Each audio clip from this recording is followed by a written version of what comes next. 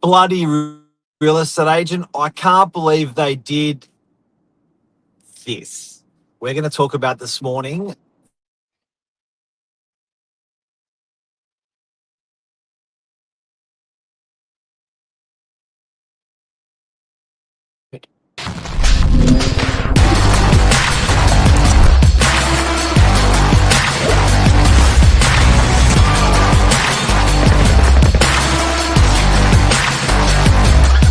I'm the ringleader, so listen up.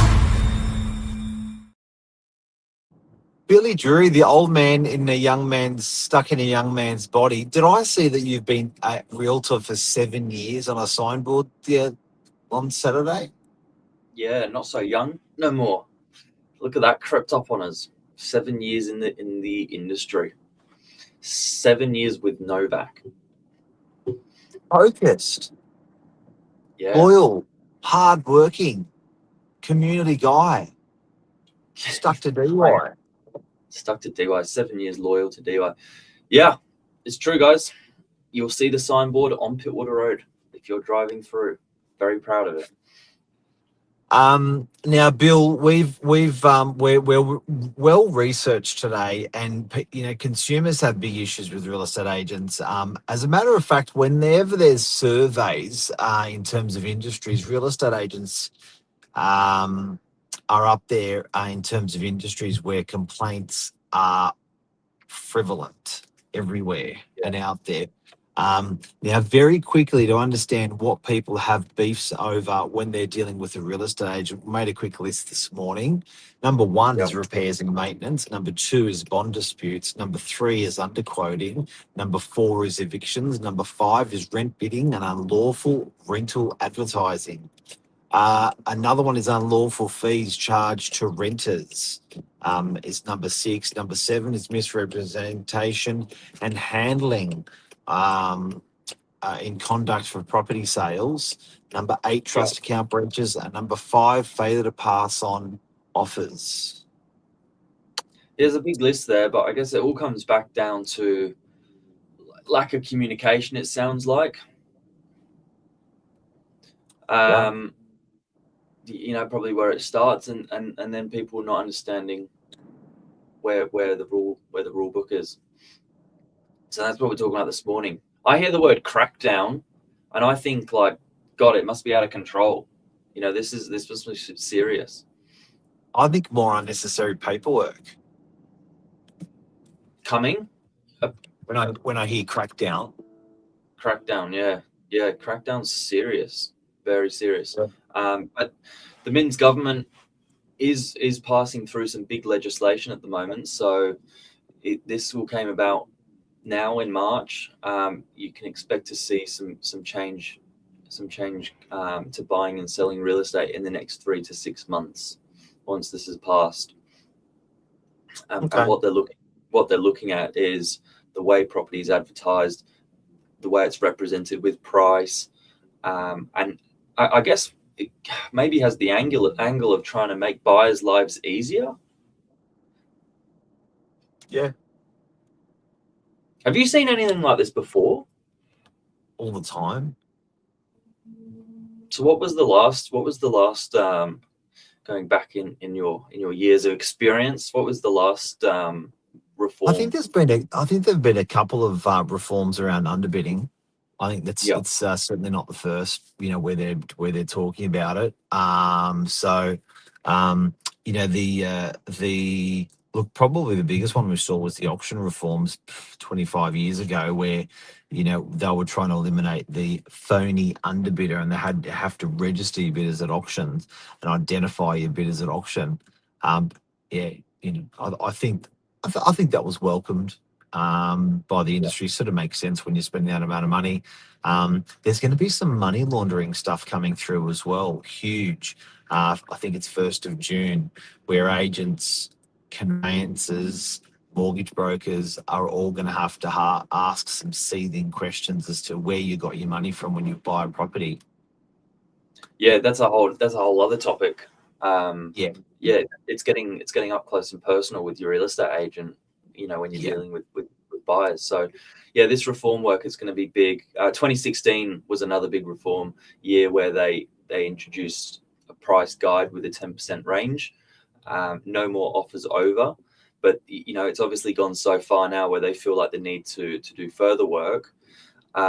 What they're introducing here is a new set of laws and a new set of penalties for real estate agents. The penalty that they're slapping agents with now is 5 times what it currently is. It's up to $110,000 or 3 times the commission amount, whatever's more for breaking this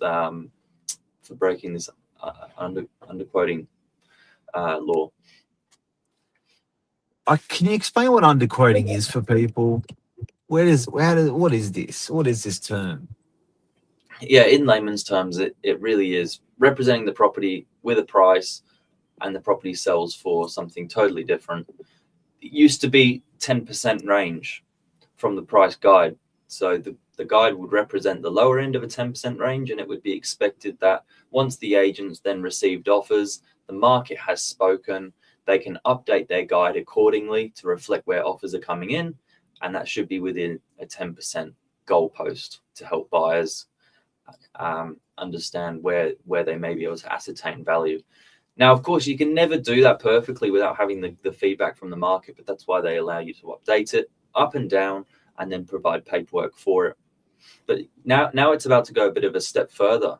They're bringing in mandatory price guides on all properties advertised, a statement of information explaining how the price was calculated, publication of comparable sales, suburb price and data to support the guide, and a ban on advertising a price lower than a previously rejected offer. That's a big one. That's a big one. Say it again. It's a big one. Yeah, it's massive. That's probably the biggest one of all. Yeah. But they've had a swing at this before, and it's obviously hasn't worked, so they're doing more now.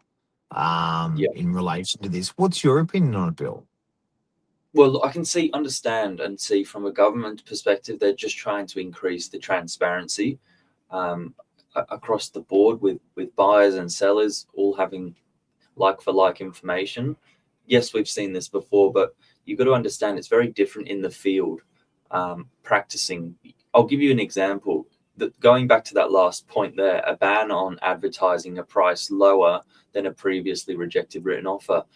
What if an owner is to accept an offer or wants an offer to come to fruition at a higher price? The terms simply don't make it work, so they reject it. But the price level is acceptable, and then they can't advertise that guide back on a property. Going forward, you could have an offer, a genuine offer, which doesn't come to fruition, or is rejected on the basis of its terms, and then screws up the campaign for the seller. I think there's going to be a little bit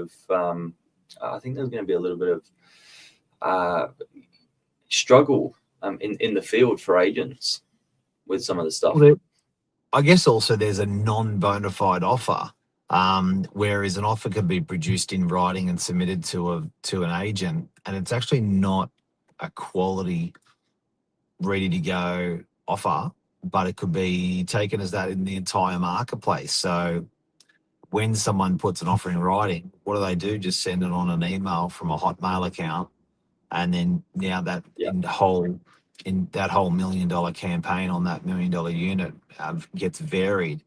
It also concerns me with auctions, because often an owner will say, look, I'll take that, I'll take that offer at auction, but I won't take it before. So if someone offers a stupidly high offer prior to auction, and then an owner goes, yep, I'll take that at the auction, the agent over the next 3 weeks of the campaign has to advertise that stupid offer. That stupid high offer may not be bona fide. They may not be there at the auction day. So it's going to be, I think there's, this sounds like it's full of trouble on the other side of things. But I guess if everyone's doing it, it's a little bit better if all agents are doing it. Yeah, the truth is, I think for good operators, fair operators in the marketplace, they're not going to have trouble continuing the good work they're doing. A lot of agents are already providing comparable sales. A lot You of should. agents are more than happy to help educate a buyer if they're to Yeah. ask where how can I understand where this price has come from. A lot of agents Yeah. are updating their price guides. A lot of agents are communicating offers already with buyers. So I think, you know, good operators, they're not going to struggle with continuing good work. If anything, you hope that these reforms make it I guess a better environment for the good operators to shine and for people to pick up their slack where they may not be doing so. That's what you hope. But yeah, it'll be really interesting to watch you know, the likes of an auction campaign, as you just explained. It may even push buyers away. It may have agents doing the minimum so they don't have to involve themselves, and they just say, we're not having any offers prior to auction. You can just turn up on the date. That's what may happen. Who knows? Yeah. You could have an express letter saying we're not accepting offers, we'll accept signed contracts and checks only. It may, you know. So who knows? That's making buyers' lives easier or not. But yeah, this is what's been planned on paper, and it's going to come into effect within 3 to 6 months. You know, they're saying that they must have price guides on properties. So I think that's handy for a buyer. Like, there's nothing, you know, I've always really enjoyed seeing price guides on properties. Whenever there's not one, I'm like, that's actually one that I don't mind. yeah. But yeah, look, guys, it's coming in very soon. So Reform legislation, stay tuned. Could happen super quick. I know you're saying 3 to 6 months, Billy, but I wouldn't be surprised if I saw it come in place in the next 3 to 6 weeks. Have a great week, everyone. Billy, what's on the horizon for this week? well, it's Happy Monday, so we're just catching up from a busy weekend and setting up for a nice busy week. Excited. Boom. Have a lovely day. You too. See you guys. Take care. Bye.